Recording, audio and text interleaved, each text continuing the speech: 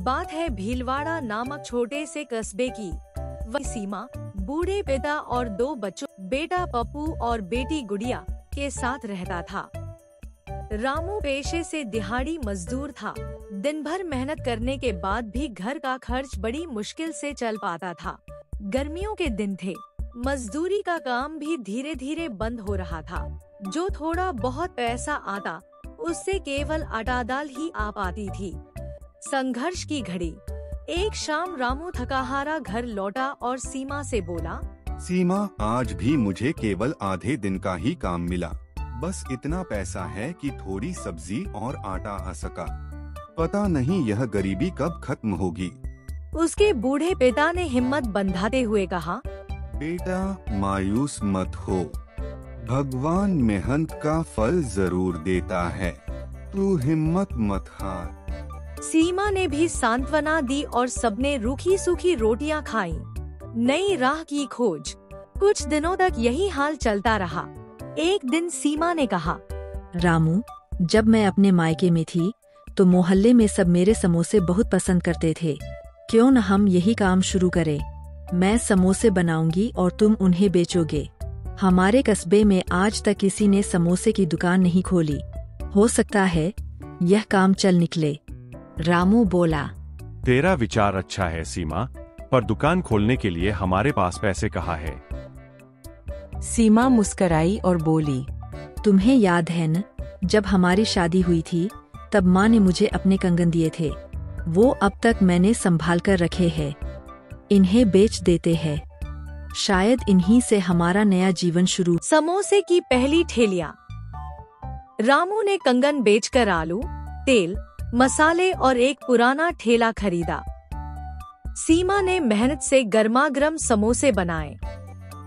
रामू सड़क किनारे खड़ा होकर आवाज लगाने लगा, समोसे ले लो, गर्मागर्म समोसे। शुरुआत में कुछ ही ग्राहक आए। शाम तक आधे से ज्यादा समोसे बचे रह गए। रामू मायूस होकर बोला,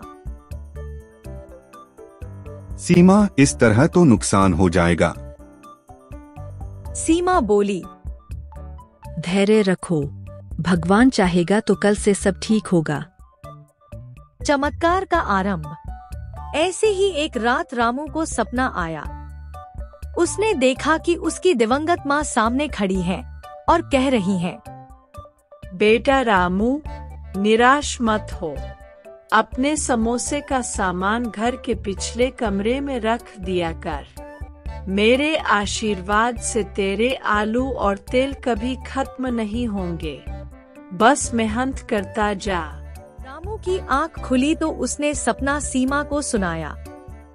सीमा बोली, ठीक है, मैं आज से सारा सामान उसी कमरे में रख दूंगी। अगले दिन आश्चर्य हुआ। रामू जैसे ही ठेला लेकर बाजार पहुंचा, अचानक भीड़ उमड़ पड़ी। लोगों को उसके समोसे इतने स्वादिष्ट लगे कि देखते देखते ठेला खाली हो गया। धीरे धीरे यह बात पूरे कस्बे में फैल गई।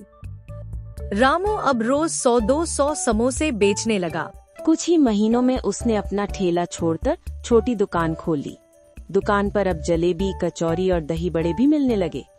ईर्ष्या का जन्म। रामू का पुराना साथी हरीश, जो पहले उससे भी अच्छा मजदूर था, रामू की सफलता देखकर जलने लगा। वो मन ही मन सोचता, कल तक तो रामू के पास खाने को भी नहीं था, आज इसके समोसे इतने मशहूर हो गए, जरूर इसमें कोई जादू टोना है। हरीश रोज रामू की दुकान पर ग्राहकों की भीड़ देखकर कुढ़ता रहता। षड्यंत्र और आग। एक रात हरीश ने सोचा, रामू की तरक्की का राज उसके उस कमरे में है जहां वो सामान रखता है। अगर मैं उस कमरे को ही जला दूं तो सब खत्म हो जाएगा। वह चोरी छुपे पेट्रोल लेकर आया और कमरे में आग लगा दी। आग की लपटें आसमान छूने लगी। रामू और उसका परिवार बाहर आ गया। गांव वाले इकट्ठा हो गए। पंचायत का फैसला। सुबह पंचायत बैठी। मैंने हरीश को रात में मिट्टी का तेल डालकर भागते देखा था। हरीश पकड़ा गया। मुखिया ने कहा, हरीश, तूने दोस्त का घर जलाया है, तुझे जेल जाना पड़ेगा। हरीश रोने लगा और बोला, रामू, मुझे माफ कर दे, मेरे भी छोटे बच्चे हैं, मैं जेल गया तो उनका क्या होगा? माफी की महानता। रामू ने गहरी सांस ली और बोला, मुखिया जी, इसे पुलिस को मत दीजिए। हाँ, इसने गलती की है, लेकिन मैं इसे माफ करता हूँ। घर फिर से बनाया जा सकता है, पर दोस्ती और इंसानियत टूट जाए तो कभी नहीं जुड़ती। गांव वाले रामू की बात सुनकर दंग रह गए। रामू ने नया घर और उससे भी बड़ी दुकान बनाई। उसने हरीश को वहीं काम पर भी रख लिया। सुखद अंत।